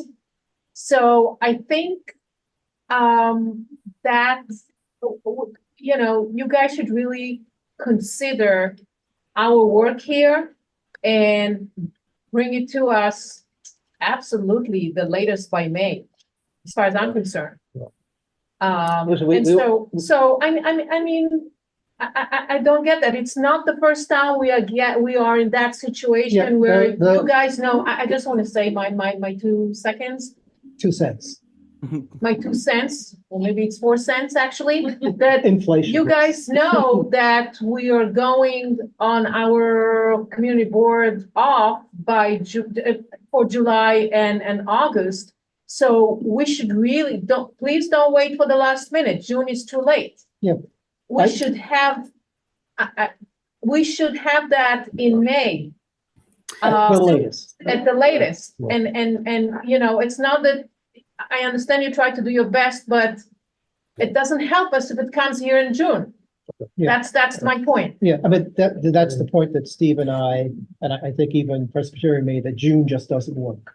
I think I'm louder than you guys, so maybe they hear me differently. But You're not saying that. Jose, did I understand you to say perhaps that that you would that city planning would complete its review of the environmental assessment prior to referring the application to us? So maybe we could just act upon on the environmental assessment. Maybe we don't have to wait for the referral. We, I completely hear what you're saying with regards to the schedule and the hiatus, and we will do our absolute best to get information to you well ahead of that date. And I really appreciate you flagging that. That said, we'll have to check internally what we can share prior to certification. The EAS is done in coordination, but also semi-separately from the filed land use application that we're reviewing, that Jose and I are reviewing. Not to get too much into the weeds, but the EAS especially requires a multi-agency coordination. So we have other partners and other agencies who are working to review it as well. We ran into that with BSA. Yeah. And I just wanted to correct myself. So it is an environmental assessment statement. Right. So EAS, and what has happened is we need that negative declaration to be issued before the application can be completed. So that is, you know, when it's an EIS, it will typically go out and come back to a community board. So once the EAS is completed, we can issue the negative declaration. We'll check with our environmental regulation status. So the question is, going back to Audrey's comment that, you know, there isn't any, you don't anticipate that the 4 requested actions will change that much. Is it possible, or can you check internally to refer the specifics, the details of the zoning action, making it clear that the EAS is not yet complete, and anything that CB12 does, we would specifically say that it is subject to blah, blah, blah on the EAS? Yeah, so the application materials are available in our SAP portal right now. That is the scoping documents for the EAS, and also the application, the land use application, the file land use application. So those materials are available right now in the zoning application portal. The external. So I circulated to the committee members the zoning portal link where all these documents live, including the environmental assessment. Much appreciated. Thank you very much. Yes, just okay. But so that's my point. In the past, you know, when city planning, you know, said we're going to bring something before you, they at least specifically, you know, sent it to the office, which then informed the committee. Was that done, or are you saying we should just go and look? Right, exactly. So when applications are filed, all the public can see the applications.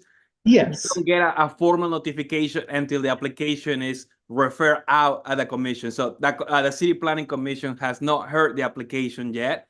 That will happen a review session, and that's when the application gets referred out. And, you know, the land use participants get the notification saying this application was heard in the last review session.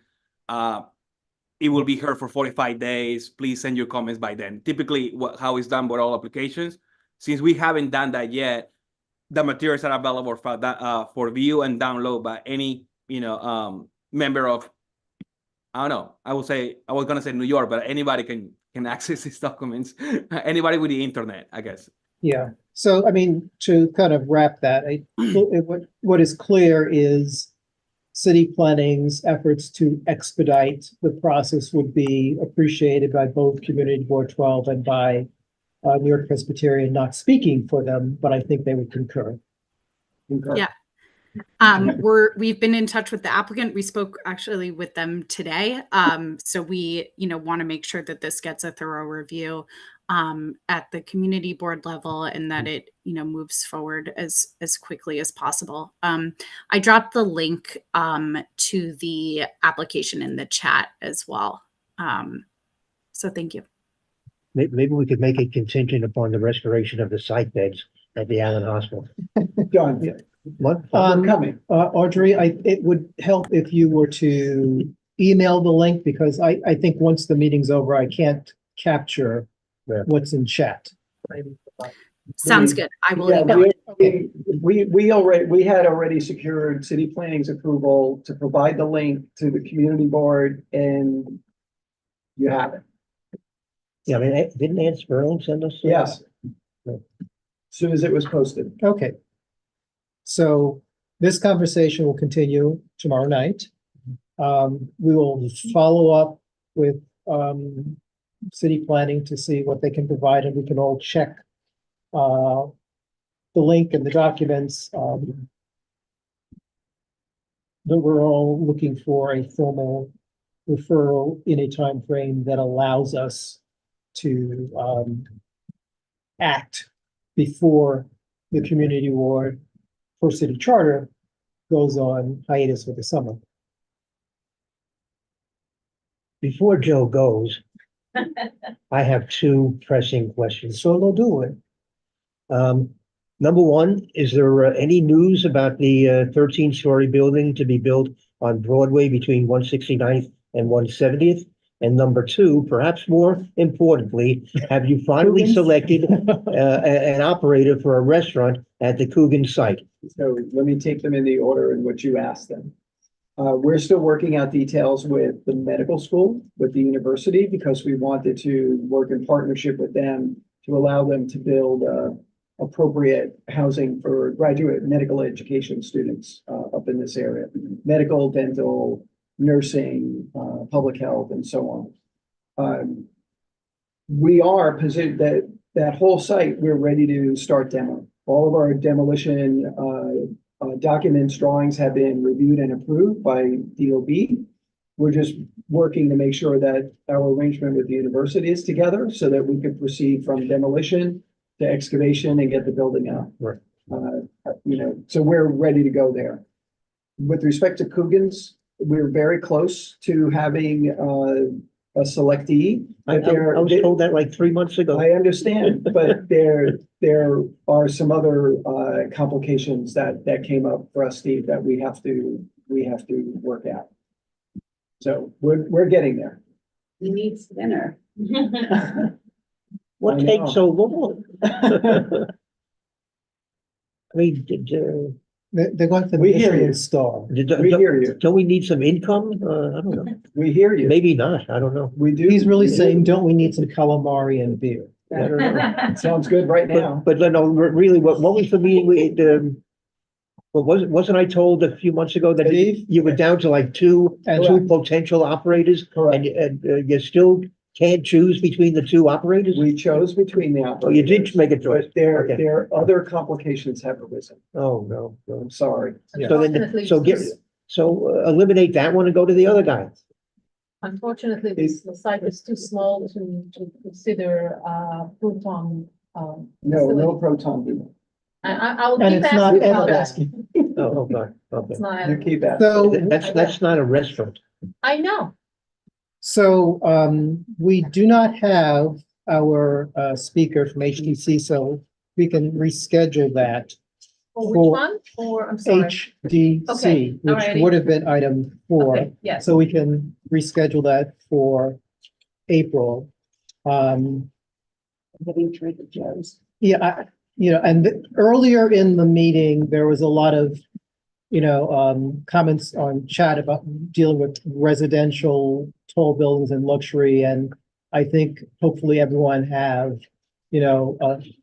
ascertained from the conversation that we're talking about a hospital building, a healthcare building. It has nothing to do with any residential building at all. We do not have on the agenda the discussion of the proposed building at 184th and Fort Washington.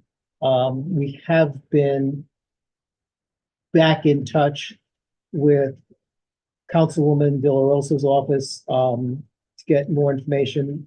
The developers are still saying they are not ready to advance the project. They had to change the sign that was at the site because of all the graffiti. The extent to which there are comments or concerns about, the geography of the area, how construction would impact the rock and other buildings. I think we've suggested in the past, when I say in the past, over the years, and again, that they be brought to the city agency that has jurisdiction over that, which is city planning. It's fine to share with the community board that someone thinks that it's not a good site for various reasons, but we do not have, control over that, nor are we the ones who would determine whether the information that's provided is accurate and is applicable to whatever the building department would have to approve or disapprove. But it would make sense to provide the building department, or better yet, not better yet, or in addition to the building department, the folks in the borough president's office who deal with, building construction with that information, so that the city agency that has jurisdiction can be engaged to discuss it. Does the committee have any old business?